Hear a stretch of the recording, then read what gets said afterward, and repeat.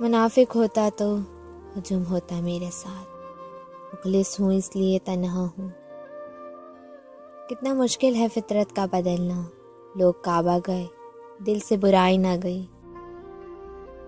ہمیشہ جوڑنے کی کوشش کیجیے، توڑنے کی نہیں۔ دنیا میں سوئی بن کر رہیں، کینچی بن کر نہیں، کیونکہ سوئی دو کو ایک کر دیتی ہے اور کینچی ایک کو دو کر دیتی ہے۔ خوش رہیں اور خوشیاں بانٹیں۔ آج تک دنیا کسی کی نہیں ہوئی جو ہماری ہوگی۔ دلوں سے انسان نکلتے ہیں تو پتہ چلتا ہے کہ ان کی تو ضرورت ہی نہیں تھی۔ ضرورت تو اللہ کی ہوتی ہے جو ہے اور ہمیشہ رہے گی۔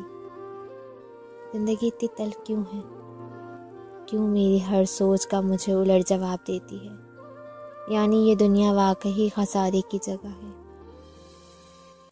یہاں کوئی کسی کا نہیں ہوتا، یہاں کوئی کسی کے لیے عمروں کے جوگ نہیں لگاتا۔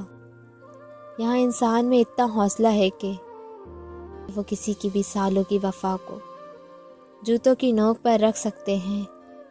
یہاں وفاؤں کی بے حرمتی عام ہے، یہاں لوگوں کو لوگ مل ہی جاتے ہیں۔